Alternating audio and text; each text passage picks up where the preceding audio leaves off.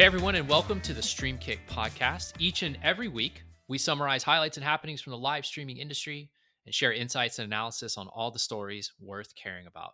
For those of you that have been keeping up with our blog, this is what we call the Roundup, and it's the 186th edition.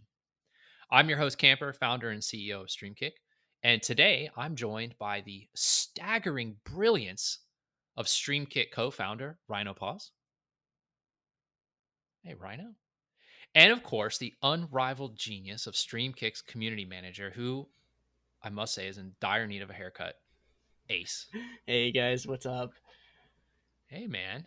So it's June. Summer is upon us. You know what that means down in Florida, right? It's hot as balls. Season. It's hot as balls, and It's hurricane season.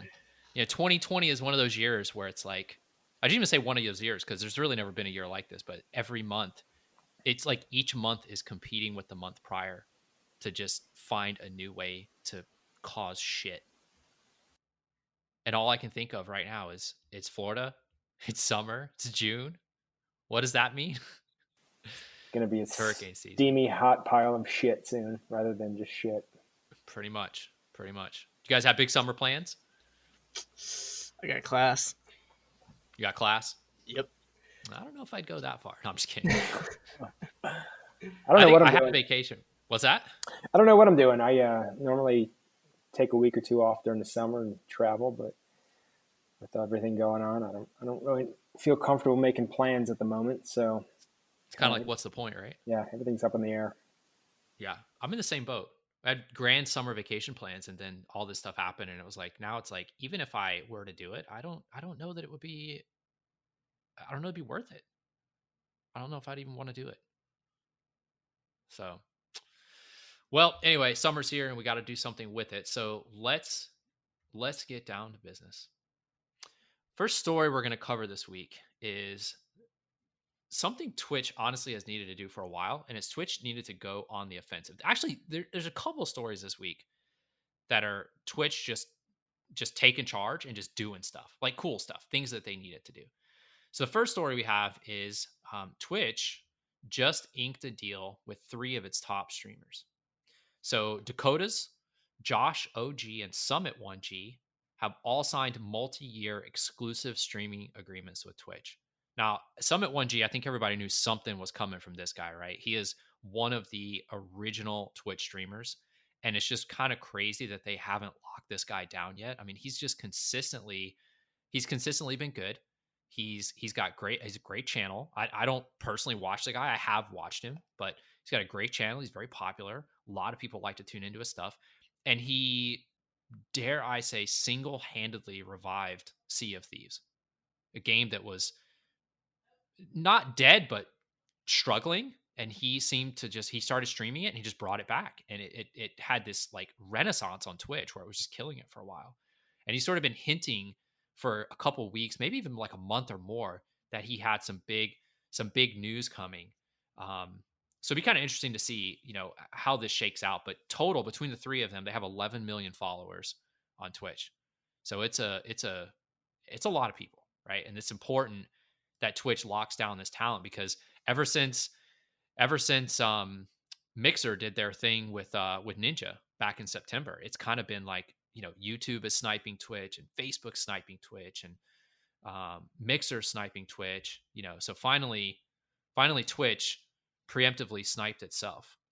So from a standpoint of the streamers, I'm kind of curious, Ace, what you think, man. Is, do you think this is purely a money move for these guys, or do you think maybe there's like some more substance to this for them?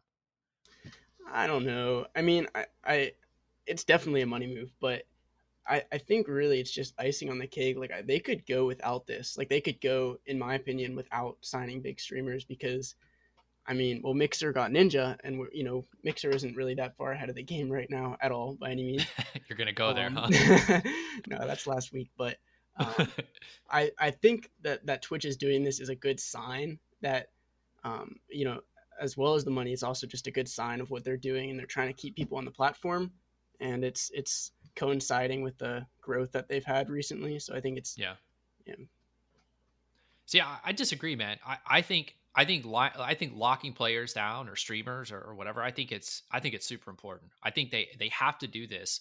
Otherwise, once the platforms once there's parity in the platforms, which is pretty close to already, then you're going to start leaning on, okay, how can you truly differentiate? And we talked a little bit last week about what Facebook could do with Instagram, and we've actually got a really cool story coming up here in a bit with what YouTube and Google are doing together, which I think is absolutely awesome. Twitch has Amazon, so I mean, stuff can happen, right? So I feel like they got to lock these guys down, but I do think it's a lot of it is a money move. I do think that that is for sure, but I think it's not just the money. I think it's also the stability that the streamers get. You know, having that like, hey, now I'm going to get a steady paycheck and my subscriptions and my donations and everything else. But I also think it's partly just to take a load off their shoulders, right? Like, hey, I've got a steady paycheck now. I have a little more flexibility to branch out with my content. Um, Rhino, kind of curious what you think, man. Like how sustainable is a strategy like this where they're paying? I mean, no one's ever disclosed what they're getting paid, but it's rumored to be in the millions to potentially low tens of billions of dollars to keep these guys. I mean, how sustainable do you think that is? Is Mixer going to get $10 million worth of value from having Ninja? Is Twitch going to get say let's totally speculate here, but $3 million worth of value per each of these streamers they just signed? What do you think? Yeah, I don't know. I mean, that's the question, right? Can is there a payoff to keeping these guys or bringing them to a different platform? And unless you really know what the contract entails or incorporates and what the statistics are as it relates to whether it's keeping viewers on a platform or it's growing viewers on a new platform, it's hard to tell. But yeah, I don't know. I think I'm still torn on the whole concept of paying for streamers to promote growth to a platform. I think eventually either there's going to be some merger or migration of platforms, or just some are just not going to grow at all. So I still think there needs to be some underlying differentiating factor behind a platform that's ultimately going to keep viewers or keeping streamers wanting to stay on a platform other than just getting paid. I see that the Ninja deal was actually worth like $30 million. So I mean that's a crazy amount to be like for a streamer um, to be making on to just sign for that one platform. And I think like so they're being signed to stream for this specific platform, but what are the odds really that they were going to leave this platform? Like for them to leave their audience that they have built on this platform and switch to Mixer or Facebook Gaming, like doesn't that totally screw up what they've been doing and is a huge money loss for them to begin with? Yeah, I see your point. I think there's definitely some value in that too. And to go back to Rhino's point, it's I think what you were trying to say is like it's kind of like digging a moat too. Like Twitch is saying like, okay, I mean this is speculation, right? We don't know exactly what the story is, but maybe Twitch is saying like, hey, we're going to pay so and so however many millions of dollars. We don't know if we'll ever make that money back, but at least we know we're not going to lose that audience. We're safeguarding some subset of that audience from potentially leaving and going to another platform. So it's almost like they're safeguarding rather than banking on growth. Does that seem like pretty fair? Yeah, and then through the underlying business model that Twitch has, I mean now their expenses just jumped tremendously to keep existing streamers for which they're not going to get any additional benefit from other than just preventing them from jumping to another platform. So you're saying jury's out then? You don't know. I don't know. I don't know. I mean, it's funny, but it's hard to say. Like, there's no one's sharing any numbers. It's too early to say because this stuff really didn't start till last year, and it just remains to be seen what'll happen. I think what I'd really like to see is I would like to see Twitch take some of this money, a lot less of this money, and start doling some of this out to some of the smaller, more like up and coming content creators, and then take that difference, So like, let's say they had $3 million for JoshOG, for instance. Nothing against Josh. Let's say they had $3 million. They say, all right, we're going to throw $100,000 at 5 streamers. All right. So now we've got $2.5 million to play with. We're going to invest $1 million of that in cultivating these 5 streamers that we just invested in and turning them into $1 million a year talent instead of $500,000 or $100,000 a year talent, right? Let's see if we can 10x these guys with $1 million of investment in a year. Yeah, no, that's a great point. I mean, they shouldn't necessarily always look to the top streamers to keep or to target and latch onto. They should also focus on the lower tiers in hopes of growth for the future.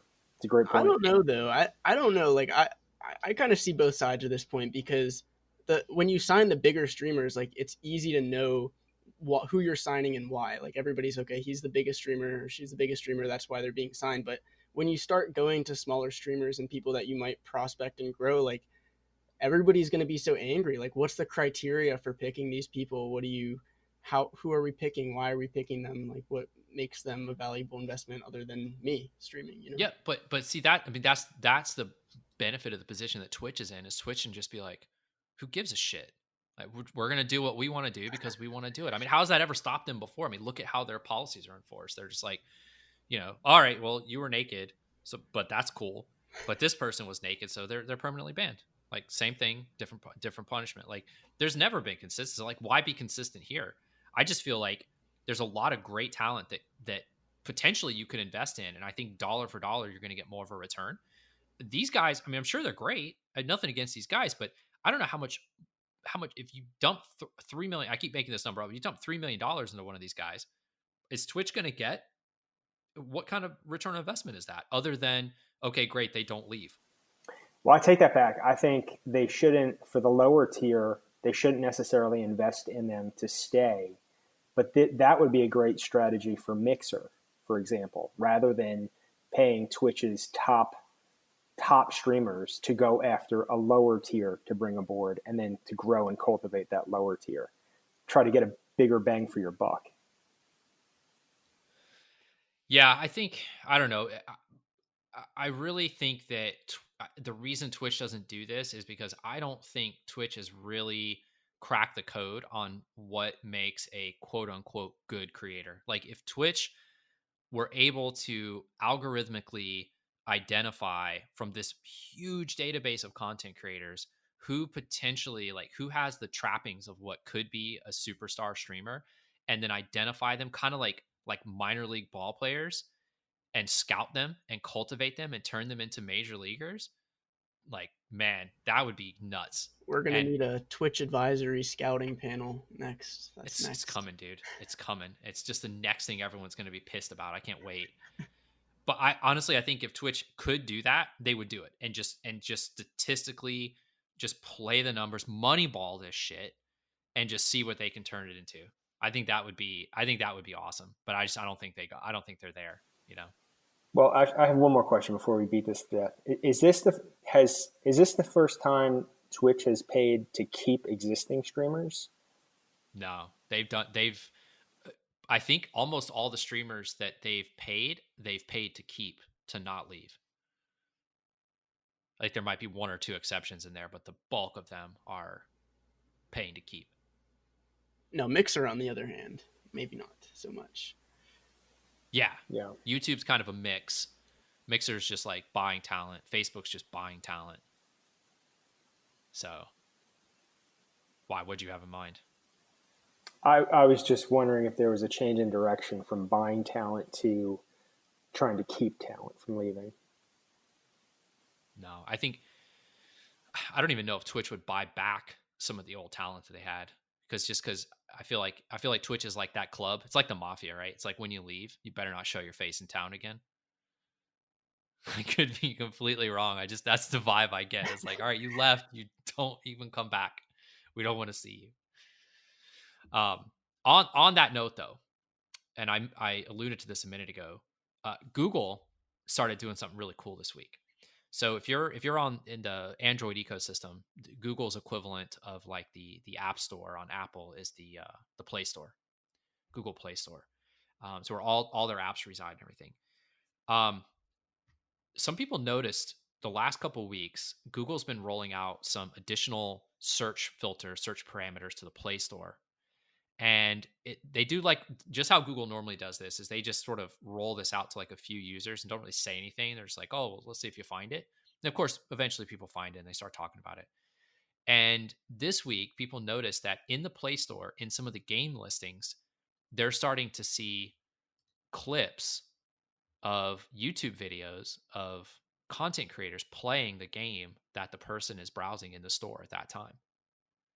So traditionally with apps, they've lived or died by their ratings and reviews. Probably more so ratings than reviews because people look at ratings and then they look at reviews next. Now they have this thing called Watch Others Play, where it showcases YouTube videos for the game that the current user is browsing. That's only available to a limited subset of users right now. But what I think is fascinating about this is could YouTube turn this in, or could Google turn this into something for YouTube streamers to say, hey, come to our platform, look at what our algorithm could potentially do for you if you play these games, and maybe Google has, more monetization on those apps. So they're going to deploy more creative content against those apps because they're getting an extra, 5 cents for every in-game transaction or something like that. And if you're a streamer and you're like, holy cow, for distribution standpoint, if I pick the right game and play it, and I could hit pay dirt, like I could cash in on this big time. So if you're a streamer right now and you're on Mixer or Facebook or Twitch or whatever, and you're kind of like, I don't really know, like, do I want to look around? You read this, you're like, this could be pretty awesome. Like maybe you play mobile games primarily. So I'm kind of wondering, like, Ace, I'll kick this one over to you, man. But like, do you think when people see this, like, do you think they'll make decisions based on seeing this content? I feel like they will. No, I disagree. I don't think so. I think getting on this Google Play is going to be like the lottery. I'm not sure what algorithm they're using for it, or if there is an algorithm, or if they're picking manually or what. But I don't see. I mean, maybe if you're like really into mobile games, then yeah, like because that's such a specific audience and it's such a specific like tier of content. But I don't see anybody switching what they're doing at the chance of being on the Google Play Store. And maybe that's more because first of all, actually, like I think more people, definitely more people in the United States at least, have an iPhone. Like not that many people even have Android. If if if it comes down to it, but maybe in other places is more prevalent and the content will be more relevant there. I'm not sure. Who are they showing now though? Is it just their top streamers for those games? I don't even think it's streamers. I think it's just YouTube content creators, like people kind of like Robo that just like make, like he does a lot of like Minecraft stuff. So if you're going to download Minecraft mobile, you very well could see like one of Robo's videos showing up. So it's not necessarily somebody playing the game. It's somebody that could create any type of content about the game. Not yet. Because this is like super early. It's just a handful of people have access to it. But Ace, to your point a minute ago, I think I don't have the exact numbers in front of me yet because I know it's changed, but I think it's somewhere between 70 and 80% of the active smartphones in the world are Android devices. Seriously, so that number blows my mind for real. Well, it's huge because the Android OS is available to pretty much anyone who wants it, and they can tweak it and modify it. Like if you buy a Samsung Galaxy, you're not getting the same Android OS that I have on my Pixel, which is pure Google. You're getting Samsung's version of the Android OS. Even Kindles, Amazon Kindles run on a version of Android OS. That's why they're on so many devices, is because Apple made the decision to say, no, it's on our devices only. So it's a little more limited in that regard. But if you're looking for, to your point though, if you're looking for distribution outside the United States, it could be a long-term play, but it could be a play regardless. I do think people will make decisions based on these videos. What I question though, I disagree with you there, but what I question is you're shopping. I don't really know like how people shop for mobile games or mobile apps or whatever, but like I don't just like browse the store, right? I mean, do people do that? Do you guys do that? No, I have something in mind specifically that I'm looking to download, and then I go download it. Or a general concept that I want, and I search it, and then I look at the ratings and decide which ones are shit and which ones aren't. Yeah, That's kind of how I feel too. I feel like people either know what they want or they don't, so they're just gonna kind of go in and get what they get something, or just not go in at all. Um, Now, where this could be really good though is on these distribution platforms like Steam or Epic Games, that kind of thing. And I haven't looked at these in a while, but it could be that they have that integrated already. But think how amazing it would be if you're on the Epic Store. I mean, Epic Store is doing some really cool stuff right now to chip away at Steam as it is. But imagine you're on the Epic Store and they're, they were giving away Grand Theft Auto 5 the other day. What if they were showcasing, top streamers in Grand Theft Auto 5, and you're like, "Oh, like that looks really cool," or "I didn't know you could do this in that game," cuz the highlights that you get before you buy a game or download a game are generally never as cool as like what you can actually do in the game when you start watching someone who's played it for a while and has like experience with it. So, I'm kind of curious, Rhino, for your thoughts on that. Like, do you think like this is a replicable strategy? Do you think other distribution platforms can use this and potentially like seriously influence like what games get downloaded or purchased? Um, I don't know. I feel like I don't know if there's a real strategy behind it or if it's just kind of like an added feature that wasn't necessarily difficult to roll out from Google's side, So I think if anything, the content that they'll show is it's going to be people playing the game. It's not going to be other types of content around the game. And it's going to be the top streamers, and it might be an added help to help describe rather than people read about the game or look at pictures. So I feel like it's an added selling point, but not necessarily a thing that's going to change the dynamics of selling games, or I don't know. Yeah, I mean, I think there can be some truth to that, because I know Twitch has tried to do that with Amazon. They've tried to incorporate like product purchases and game purchases and stuff directly in stream, and I don't think too many people do it. I think the people that are watching the stream generally already are at least familiar with the game and either have made a decision to buy it, or they just like to watch people play it and don't want to buy it. Like there's certain games I watch people stream that I'll never buy, I'll never download, but they're fun to watch people play. So yeah, I think it potentially could go either way, but I think this is another one of those cases where it's a good thing that the platform is trying something new that has implications for content creators to get to a wider audience, or potentially like, expand the monetization of their content. Speaking of monetizing content, Mixer has finally figured out what to do with Ninja. So they signed this dude back in September, and since then have essentially done nothing with him. So they just announced this week they're rolling out this new tournament series or content series. I'm not really sure exactly what you call it. It's called Ninja Battles, featuring Fortnite. Not a big surprise. It's kind of his mainstay. Um, but what I think is pretty cool about this, though, is that this tournament series is, first of all, it's going to run every single week, Monday through Thursday, until the end of July. So by the time you're listening to this, it's already kicked off. Ninja is going to host Fortnite tournaments, but he's going to host them on his Mixer channel, and that's it. So you'll only see them there, right? However, each tournament is going to put um, 60 of the top Fortnite players against each other, but they can compete from any platform. So they can be Twitch streamers, YouTube streamers, Facebook streamers, Mixer streamers, and Mixer apparently just doesn't give a shit.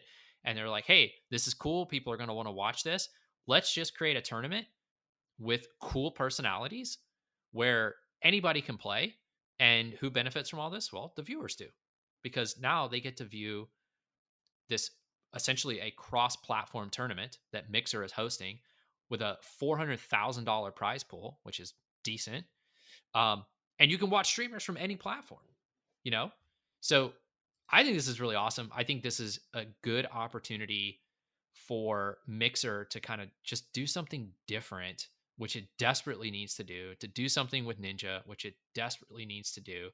But I also think this is a great way to highlight the importance of streamers just kind of looking outside their own ecosystems to find that growth, right? Like you see it so much where a streamer's like, oh, I'm on Twitch and I'm not getting viewers, or I'm on Mixer, I'm not getting viewers. Like, what are you doing? It's like, oh, I stream a lot. It's like, yeah, well, still, you need to be other places. So, um, kind of curious for your take on that, Ace. Like, how do you feel about this in terms of like, is this an opportunity creator for these other streamers, these other platform streamers, or do you feel like it's just going to be, more of the same for them? Well, I think it's an opportunity. It's certainly good timing for Mixer to roll this out during the pandemic, and more people are definitely more likely to see this as an opportunity. And um, I think now that in the past few months we've strayed away from, like, there haven't been, because there was a huge burst, like a huge explosion of Fortnite events and actual like LAN events all over the country, and those were really gaining traction. But now that can't happen, obviously. So people are looking for new and big online Fortnite tournaments because those haven't really existed. So I don't see it as an opportunity as much of a as like a content standpoint, but as far as like competition goes and competitive Fortnite, I think it's definitely a good spot. Yeah, how about looking at it from the esports standpoint, which I know that's an area where you're especially passionate, but like, is there a potential play for esports orgs in this type of tournament? By that, I mean, like, here's an example. A lot of these esports organizations, they'll have a mixed roster of pros and content creators, right? So their pros are going to compete all over the place. They can show up on almost any platform unless it's like a Overwatch event or something like that where they're linked to a specific platform. But suppose they're content creators and an org is like, hey, we want to put our best content creators who maybe aren't pro players, but we just want to get them additional exposure. Could an esports org leverage something like what Mixer's doing with Ninja here with their creators, not their pros, and boost their brand and get more exposure that way? Like, what do you think of that? Yeah, definitely. I mean, I'm interested to see. I know that he said that he's gonna pick the 60 of the best players. I think that's a little ambiguous. Like, I'm not sure how the selection is gonna be.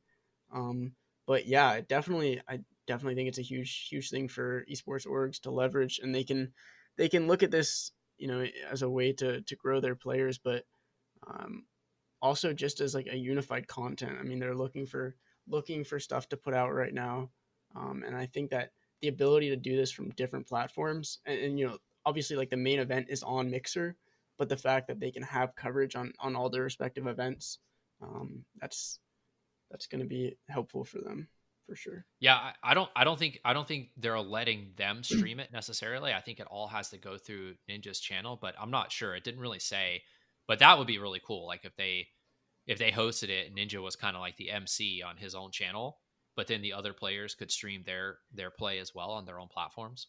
Yeah, I'm curious to see. I mean, I'm definitely gonna watch it. Like, I'm curious to see how Ninja is gonna. I mean, he said, this is my new way to interact with.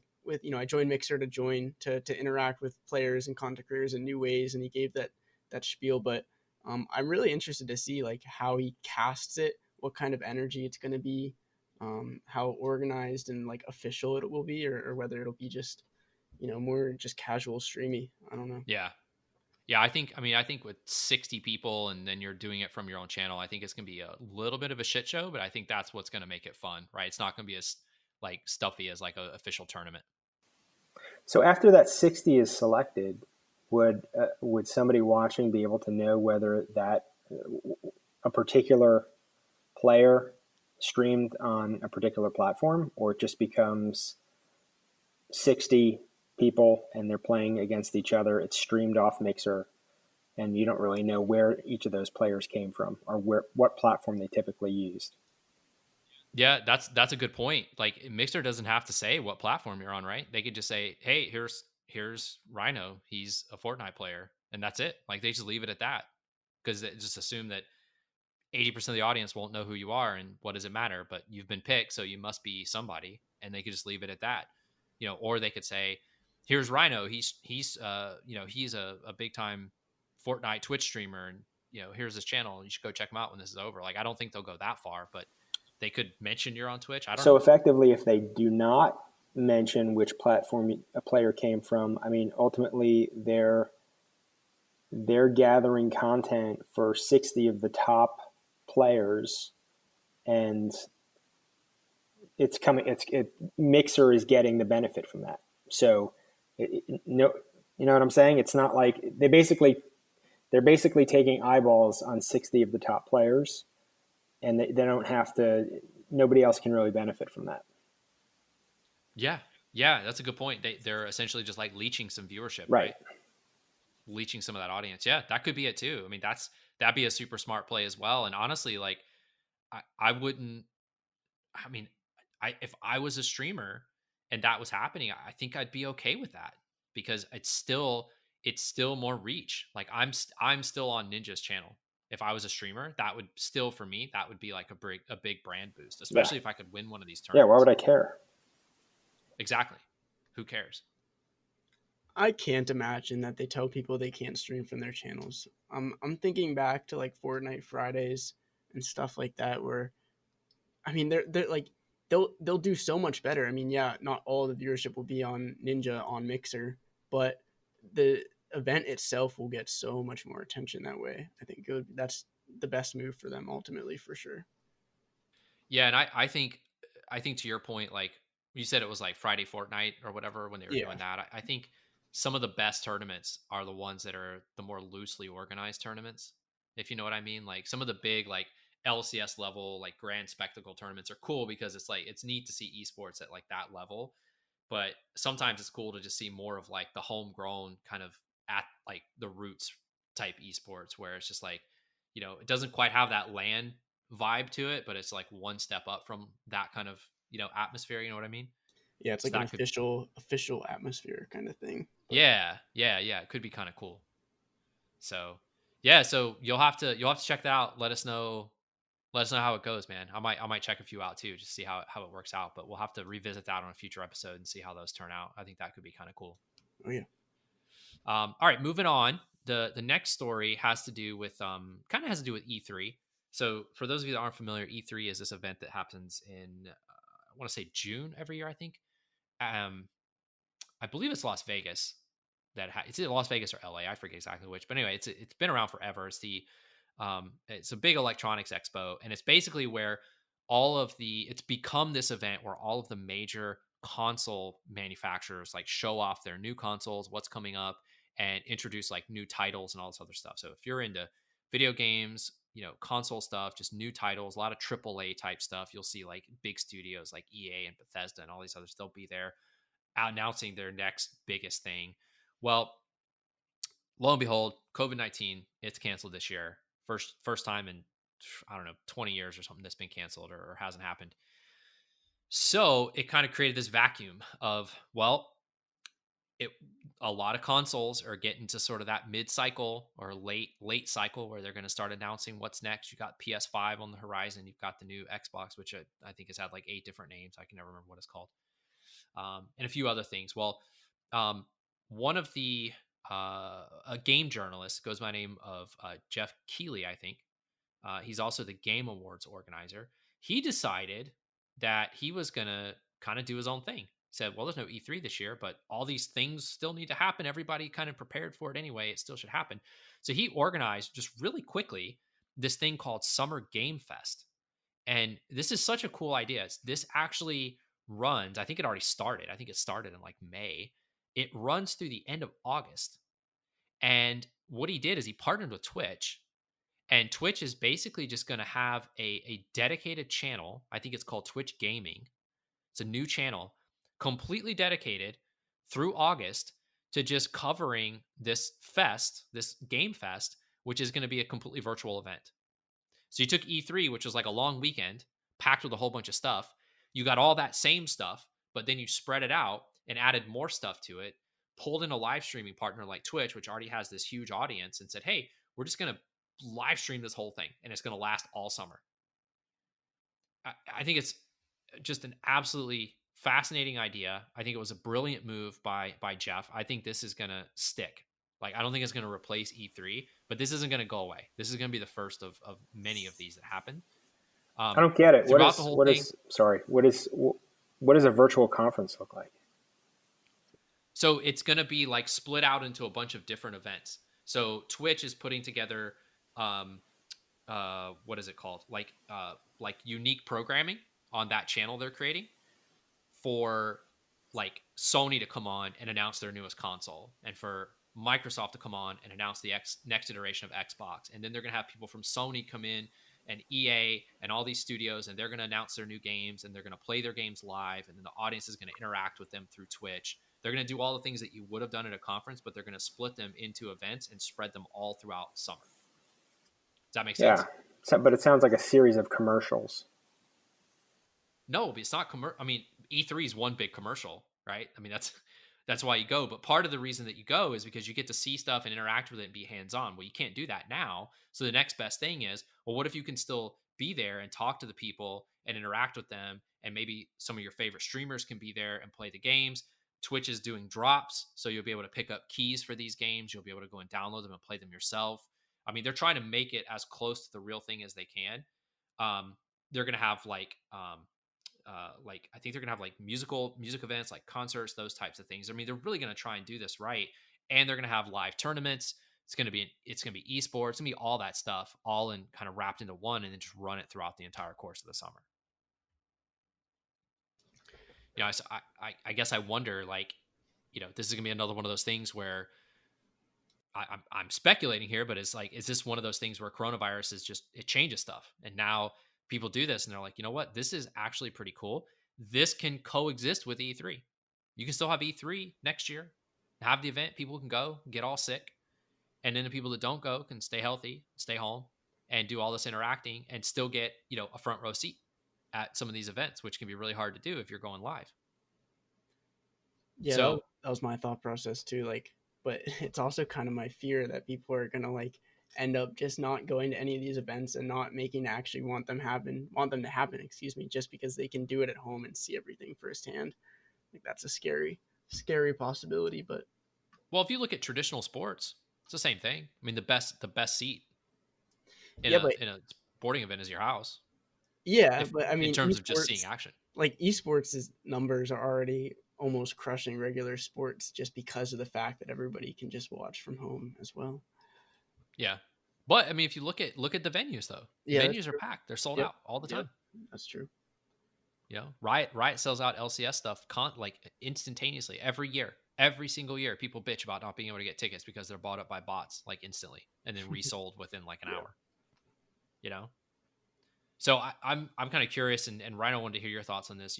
Since you obviously had some, it sounds like you probably have an opinion on this, but do you think this could potentially open up? I'm talking about for Twitch, not for the event organizers, but for Twitch. Does this open up what amounts to like an entirely new market, or even like a sub industry for Twitch and streaming platforms? Which is, hey, we're going to get into the event business now. Give us your event, give us a concept, give us an idea, give us a time frame, and we'll put our big brains on it and come up with something that blows away anything that you had planned. Yeah, it's not a bad idea. I mean, I think so. I think this is a great add-on, a great complement to existing, conference structure. It's certainly not going to replace, existing conferences and exhibitions, but I think, it's depending on the success of this one, it's certainly something Twitch could try to expand on if it works well. And again, I think it's a great compliment. It doesn't hurt. If anything, it just helps. So yeah, I'll be interested to see how this first one goes. What if they could take like a weekend event like an E3? I mean, most of these conferences are like weekends, right? And what if they could extend it? What if it could start a week early and end a week later? Because the first week pre and week post is all virtual. You know, it doesn't cost anyone to travel at that point. You can still do some really cool stuff. People are still going to buy tickets. Maybe that helps them sell more tickets. You know, maybe there's a paywall for that content. You can buy an upgraded ticket to get your pre-week and post-week like virtual access behind the scenes type of thing. Yeah, it's possible. You know, and it's a lot cheaper to run digitally than it is in a physical space, as you know from seeing the cost of these events and everything. It's crushing for some of these companies. But Ace, I'll kick it back over to you, man. Just again from the esports angle, like if you have an event, especially like this one where they're going to run it through August. I mean, to me, if I was a esports event organizer, or if I was a studio publishing an esports title, Or if I was just an org and I was trying to get more exposure, I would be lobbying really hard to get more tournaments into this, because for that piece of the industry, this is gravy for them. They do this all the time. It's easy. They're like, just pick up the phone and call us, man. We're ready to go. Let's game. We'll get our best players in there. Let's go. Yeah, and I really see this being like a whole extension of Twitch. Is this like, yeah, I mean, you mentioned it, like this whole conference kind of concept. I see that actually being something really big that they can work on with the esports industry, and um, sponsors trying to get in on it. It's just another way that sponsors are going to benefit from being in this industry and having all these other eyes on their products and all these new opportunities to get people to see what they're doing. And I also like that it almost looks, for one of the first times ever, that Twitch kind of like thought this through, and they didn't just roll it out immediately, but like they put things that go along with it. They talked about doing like a concluding summer event, like an awards ceremony, and I think that's really cool. And it's all going to be interacted, and like voted on by fans and by viewers. And that's one of the cool. I saw a couple other things that they're going to do to incorporate the companies into what they're doing, and a couple of the sponsors. Um, and then also, I mean, that's another huge moneymaker for Twitch. Like, they're doing everything in their power to, like, they say, subscribe to the Twitch channel for future content, and subscribe for these extra benefits, and maybe donate here for some other stuff. And they're just ultimately going to make loads of money from this. Yeah, who knows how long this was being planned. It feels like something that has been planned for a long time, but when you read the story, it doesn't sound like it was. It reads like something that happened pretty quickly, and yet Twitch was able to just incorporate so much interesting stuff into this. And I think part of that has to do with the flexibility of them just having time, saying, hey, this is going to go through the end of August. We can do so much stuff with that. Like, how many weekends is that, right? That's like, what, 12, 16? I don't know. It's a lot of weekends. You can do a lot with that time. So I think it's going to be really cool. I'm excited to see how it plays out and what they do with it. And I think this is going to be a little bit more than a dry run for this kind of thing. But I think this is another, everything in streaming and in esports, all of that aligns perfectly with this type of thing. And now that companies and events and everything are having to do stuff like this, Twitch is just like, yo, what's that Bane meme from Batman or whatever? It's like, I was raised in it, born and raised in it, or whatever. Like, Yeah, it's yeah. Twitch's time. Like, Twitch is Bane. They're like, here, I'm gonna break your back and then just reshape you. I'm gonna turn you into the Yeah, person you are.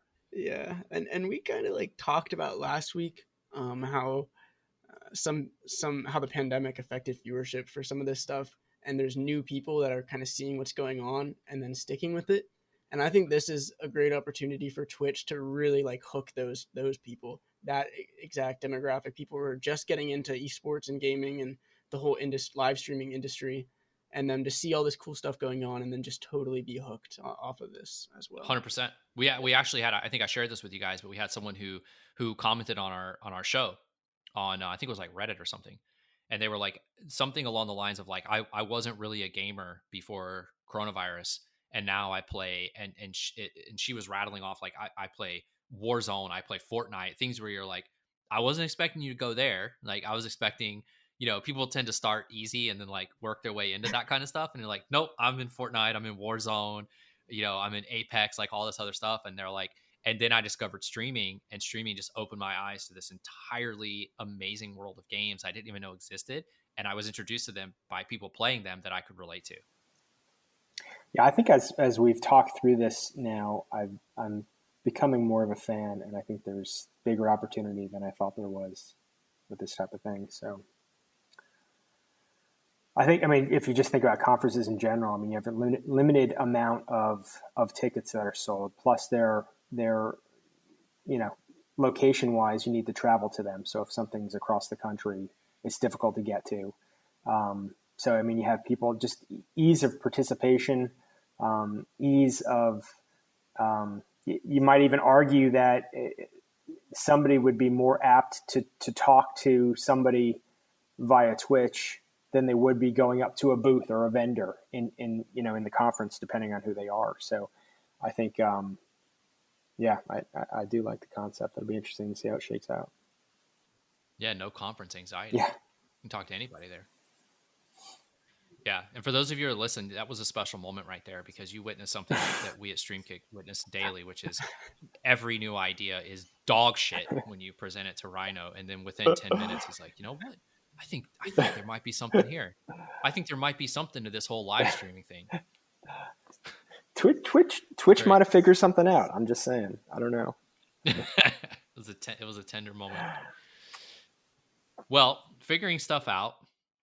Twitch has done their share of that, and then we're gonna actually flip this over to Instagram, who seems to have done the opposite. We talked, I think, in the last. I won't belabor this, but I think we talked in like the last 3 episodes about how music's been going crazy. Instagram. This was what I like about this story is there's actually something that's helping to explain why it happens to be Twitch that's picking up so much of this talent. But apparently, I didn't know this was happening. Apparently, Instagram has been cracking down on DJs doing live sets on the platform. Instagram has very strict rules, probably because every major creator is on Instagram, but they have very strict rules about how much music you can use in an Instagram live stream.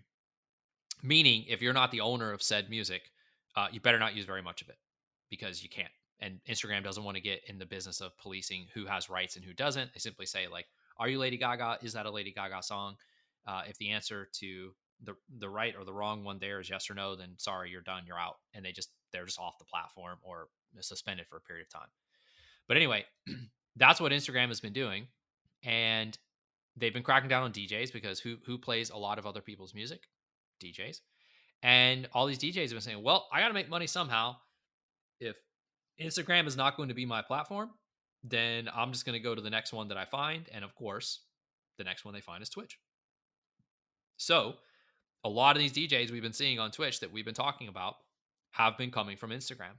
And now you have musicians on Instagram who are pleading with Instagram and saying, please stop doing this. Let us make music on your platform. Like, you have to understand situation is different. We can work this out. There's a better way to do that. We can do this on other platforms. It's got to work. And Instagram has just been like, nah, don't really care. So now you've got all this really great talent moving over to another platform. And I just got to say, this seems short-sighted to me. This seems silly. I feel like it's one of those things that Instagram, Facebook, whomever you want to blame, they should have seen this coming. They should have been proactive or at least stepped in by this point and done something to mediate this, just make it a little easier for content creators. I mean, Rhino, am I out of line here? Like, do they have to do this and say, listen, hard line, we're drawing the line and saying we have to do this. It's too dangerous. Yeah, I don't know. I guess I don't really fully understand what they consider copyright infringement, or like what are we talking about? Like playing individual songs or playing like a mixture of a song into another song, like a DJ would play? So they have algorithms that Twitch does this too, and YouTube does it. YouTube sort of infamously does this, but they have algorithms that can detect songs that are being played in a live stream just automatically, and then take action against that stream by saying, hey, wait, that song that we're detecting is a registered copyrighted piece of work that does not belong to you. Therefore, this is a copyright violation. We don't want to get in the business of being a platform that harbors copyright violators. So we're either going to put a strike against your account, we're going to shut you down temporarily, or we're just going to ban you. So that's an example of somebody streaming, playing like an album in the background, right? Like actual songs. Yes, except in this case, where it's crazy is that it's DJs. Right. So that's where which is exactly what that's DJs what I'm not do. following, because DJs don't play the entire song. I mean, they mix pieces of it into other beats and stuff, don't they? I mean, they're not. Yeah, they play. I mean, generally speaking, it depends on the DJ, but generally speaking, they play enough of the song that apparently it trips up the algorithm and says, "Hey, this is happening." But the whole thing is, like, DJs have always been able to play other people's songs. That's exactly what they do. They're not claiming that it's theirs. They're not doing anything wrong. At least I don't think. I'm not a copyright attorney, but if I would think if they were, then they wouldn't exist, and yet they do. And So here Instagram is saying, get the hell out of here.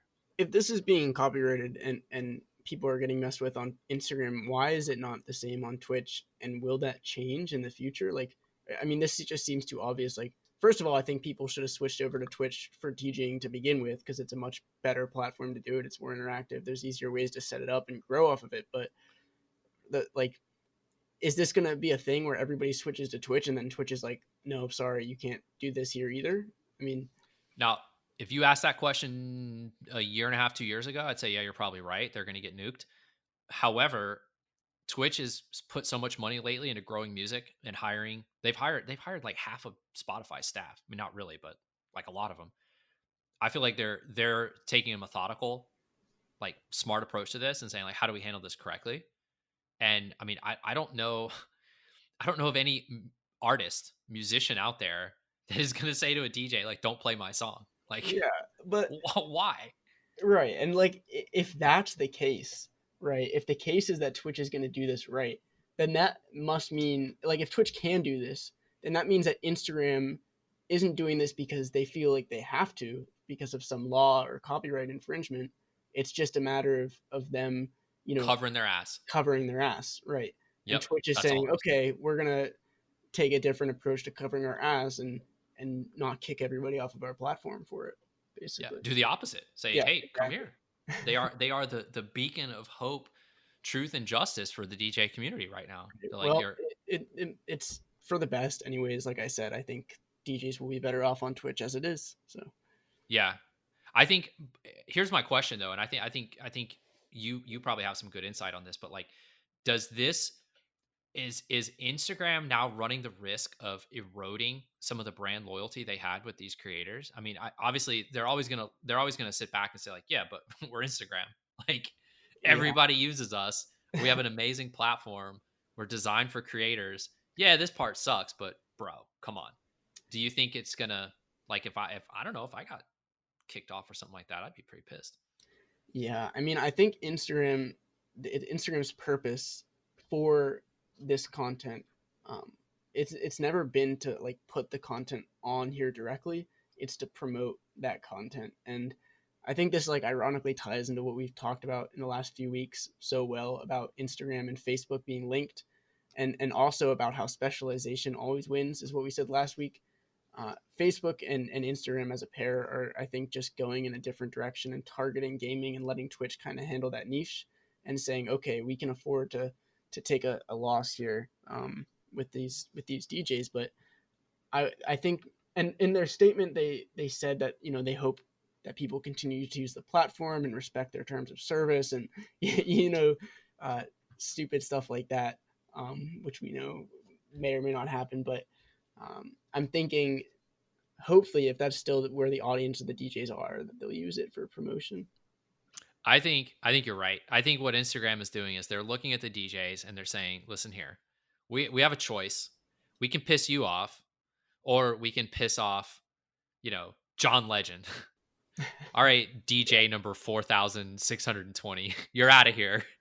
Don't worry, Mr. Legend. We protected your intellectual property and your copyrighted content because I mean, ultimately, like it's numbers, right? Like that's the game that they play. So yeah, I think there's a lot of truth in what you're saying. I think it to a degree it does erode some of that brand loyalty. But I mean, listen, to your point from before, if I'm a DJ and I can find a home on Twitch and I can grow and I can have interactivity and I can do that from any room in my house with a green screen, I'm all for it, man. I'm gonna jump all over that. Do you think That's gonna Facebook will roll something out? Do you think Facebook will make a space for this on their platform? I, that's hard to say because I mean it's the same people making these rules, Yeah, so it's possible. It makes more sense on Facebook than it does on Instagram, just from a usability standpoint. And then also with Facebook having that feature that we talked about a few weeks ago, where you can do like a paywall for a stream, like that could be interesting. But that's a feature. Anybody can rip that off. It'll happen. It'll happen. So you can do that yeah. anywhere. So um, well, shifting gears, we're going to go in hard into the esports side, and we're going to talk a little bit about something that I think is, I mean, it's a cool idea, but as a viewer, I think it sucks. But basically, Riot announced this week. Riot Games, they make League of Legends, Team Fight Tactics, and Legends of Runeterra. They announced that they are going to start integrating sponsor ads directly into League of Legends matches. And the way they're going to do this, it's pretty ingenious. They're creating these things called Summoner's Rift Arena banners. For those of you that aren't familiar with League of Legends, it's a 5v5 for the most part MOBA game. So it's a battle arena, and it's a very interesting game, very strategic game. I know some of you listening to this are laughing when I say that, but it's true. Believe me. And the name of the space where you fight is called Summoner's Rift. Same map every time, pretty much. Same map every time. And these banners are literally going to be in-game banners that are now part of the game board, which if you've played this game or you know enough about this game, this map doesn't change very often. It's very rare that the map changes. It has changed a lot, but it's very rare that the map itself changes. They're putting these banners on there, but players won't be able to see them because nobody wants to see a giant MasterCard ad while they're trying to, gank bot lane or whatever. But viewers will. So they'll see these banners, and on these banners will fly the logos of companies like Alienware and MasterCard. Now, here's the kicker. It's built into the game. So ad block ain't going to do shit. You're going to see these ads. And those ads are going to be there as much as Riot wants them to be there because Riot controls where the camera goes. So from a purely esports standpoint, what do you think about this, Ace? I don't know. I have no idea. I really don't. I think, like, I mean, if the players aren't seeing it, then who cares, right? If it's not intended for them, that's not the target, who's gonna really care except for the viewers? But I really think this is just gonna be the very, very beginning of this concept. So I think the NBA 2K League already does this. I think they have something like this already in the, like if you watch traditional NBA on TV, they have those rotating boards on the sidelines that have ads on them, and they just rotate and swap out, and they have people come and move them. I believe I'm right. You guys can fact check me on this, but the NBA 2K League has been doing something similar, but digital boards inside the 2K matches. Now the 2K League is cool. It's nowhere near the type of viewership that League of Legends gets. Like, it is in a completely different, league, so to speak, in terms of viewership. But it's been done, and from what I've heard, speaking with people in that industry, it's been pretty popular. They've had no trouble selling those ads. So I think these are going to go at a premium. There's only so many ads you can put on that game board before it really starts to affect the integrity of the game and make it look like shit. So it's going to how be does it limited work? real estate. How does the player not see it, but you said the viewer sees it? Somebody's just watching them stream? Yeah. So I don't know exactly how they do it, but there is a long while back, Riot released a spectator mode for League of Legends. It was something people wanted for the longest time. Prior to that, if you wanted to watch a match, you basically had to catch someone streaming it or watch a recording, and that was it. So when you're doing esports, that's not a very reliable way to cast, but they had to do that for a while because that was it. Well, once esports started to pick up, Riot is like, well, shit, we need a spectator mode. So they built a spectator mode, which is essentially I'm probably going to describe this wrong, but it's essentially like an instance of the game that hooks into an actual game, but you can do way more with it. You can move the camera all around. You can control the vantage point. So because it sort of sits on top of the game, you can inject content into it that the players won't see because they're playing one level below, if that makes sense. So when somebody streams, how are they doing that? What is somebody watching?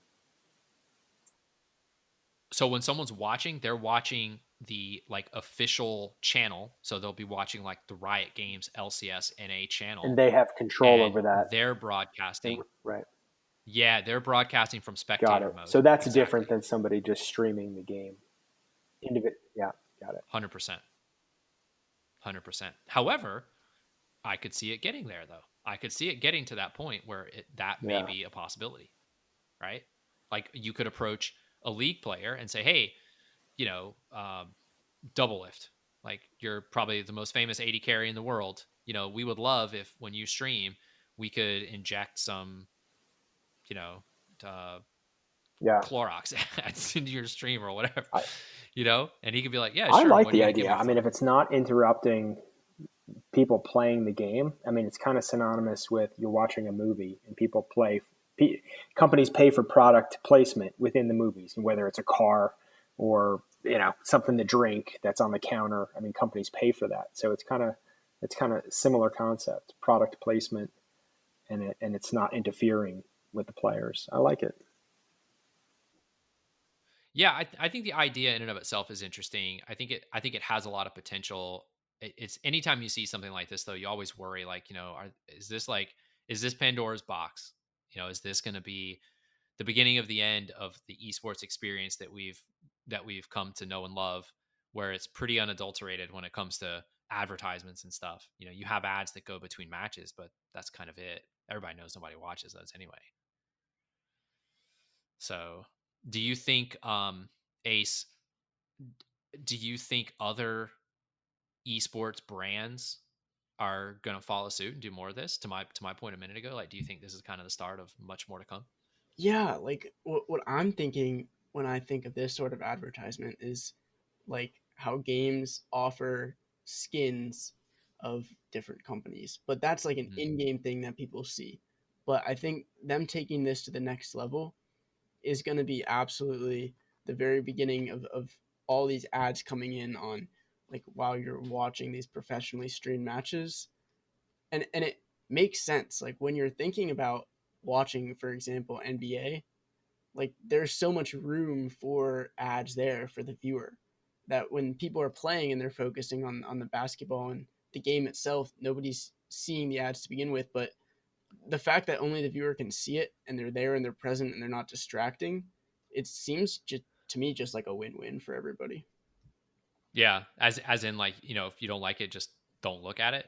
Yeah, Just I mean, focus on the I game and think they can be subtle enough. I hope they can be subtle enough that it's strategically placed in there, but it's not going to be overwhelming to the viewer because, and you mentioned it, like the integrity of the game is so important, especially in this industry. Nobody likes the ads that come on for long periods of time. Everybody talks about, the nice thing about esports is you don't have to wait for the commercial break, or you don't, it's just nonstop action. As long as it's not interfering with that, I think it's there's nothing wrong with it. yeah, as long as nobody's having PC trouble and they have to go like on technical Yeah, break and they just like spam ads at you right. because the casters just don't have anything left to say.